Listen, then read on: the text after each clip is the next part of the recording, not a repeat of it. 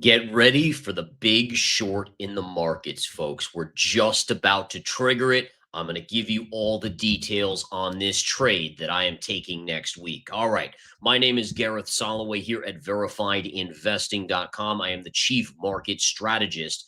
And basically, not only was I able to capture this down move that we had recently, but also some of the bounce here, right? Going long things like Rigetti off of 21, 22, 23. It's bounced back to 26 or so. Great trading opportunities in the volatility that we're seeing. Now, the kicker is this: the markets have bounced significantly. We're going to dive into the charts, and I'm going to show you why we're likely to see a little bit more upside and then the next big fall. And I'll tell you how I am going to be playing it. But let's get into the charts and details. So, first and foremost, we're going to take a look at this chart of the S&P 500. So this number one tells us that it's not just a near-term top that we saw over here, because we see that major cycle tops in 2021's bull market topped here, and the lows of the cycle have been right up against this trend line. It tells us that this is likely a bigger high. In other words, it's going to be harder to break above,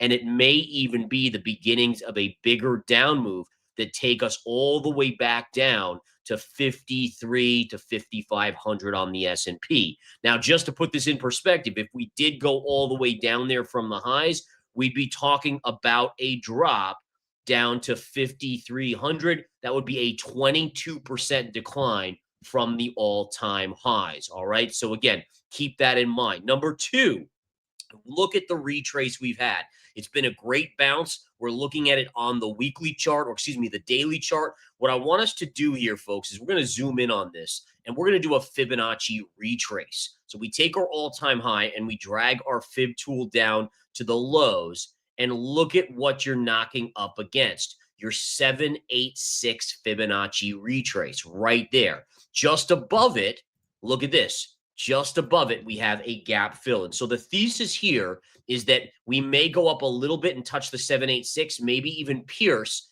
and touch the gap fill on the S&P. Now, to put that in perspective, we closed at 68.13 on the S&P per Wednesday's close. Remember, markets closed for Thursday for Thanksgiving. They will reopen for a half day on Friday. What we're looking at here is a move from 68.13. Max upside would be 68.50. Okay, 68.50. That again is only a 37-point move on the S&P 500. And again, it would solidify a 786 Fibonacci retrace and fill the gap. Now, again, what we have to understand is that as a trader, we want to look at risk versus reward, right? Like, in other words, if I'm thinking about going short this market here, let's say if it gets to 68.50, what's my risk? Like, where do I know it fails my thesis, right? Because we all as traders need to understand that you have to be flexible. Like, you might have a 70, 80% chance of success on a trade, but that still leaves a 30 to 20 to 30% chance it doesn't play out. Now, to do this, this is the beauty of it, right? So let's say we short right here at the gap fill on the S&P.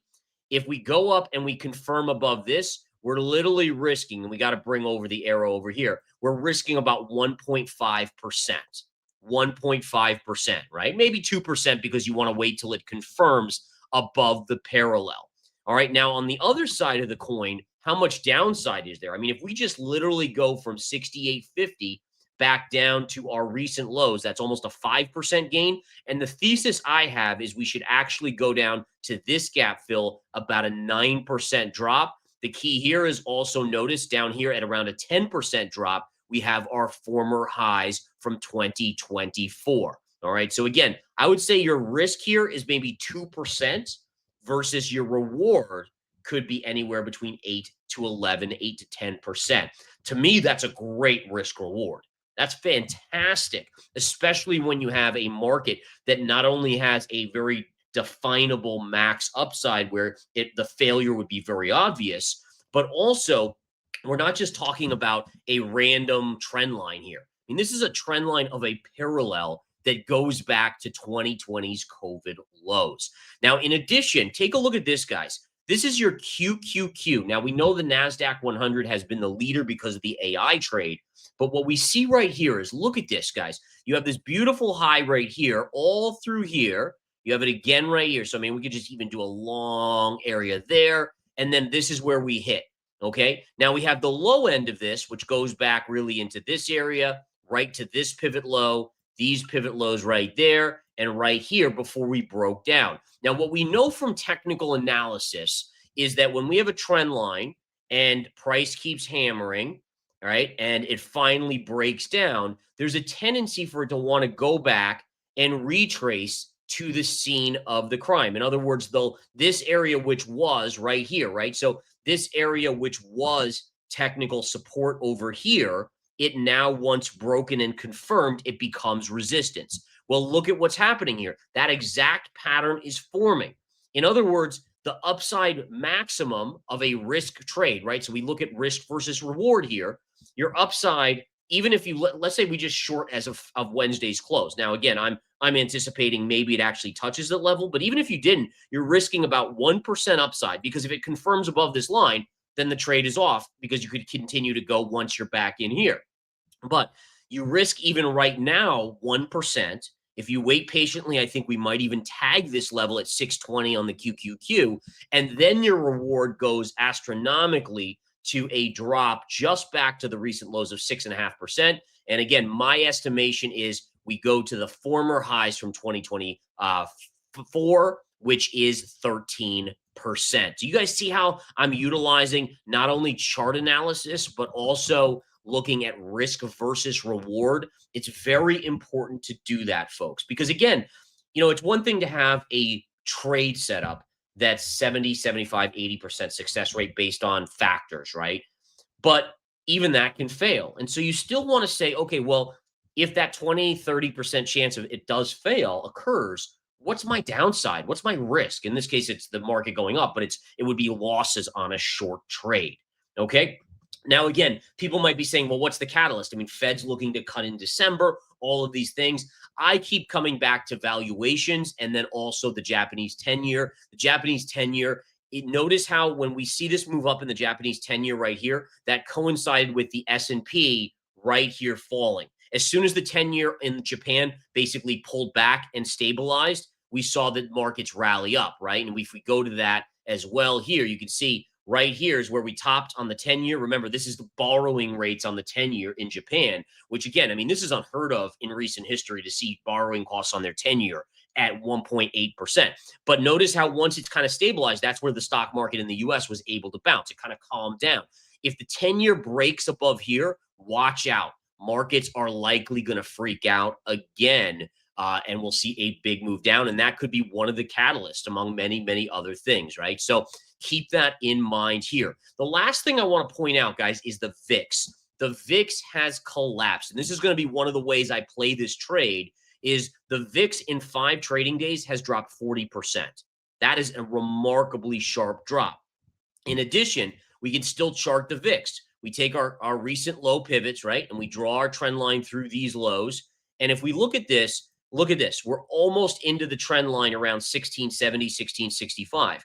If I'm correct, and there's a tiny little bit of upside left, the VIX could just come down and touch that, and then the VIX goes up. Now, remember what the VIX is. The VIX is the fear index, essentially, right? It's volatility. And so volatility going into Thanksgiving has gone to basically zero, right? Markets have just gone higher, higher, higher.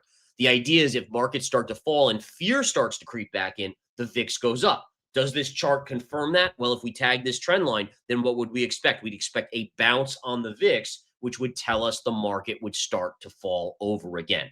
All right. Now, again, folks, for me, I'm going to play this via shorting the S&P 500 using ETFs. I'll probably also buy a good chunk of VXX. It's fallen sharply. The VXX is the ETF that tracks the VIX. Remember, these are all short-term trades, so keep that in mind, right? We're not playing long-term here. This isn't long-term investing. This is short-term. What are we getting in the next week to 2 weeks where we can make some good money on a trading opportunity, all right? So again, it's a reversion trade. It's a retrace, Fibonacci retrace on the S&P, a gap fill coming up, the QQQ retracing to the underbelly scene of the crime, the VIX pulling back sharply 40%, nearing major support.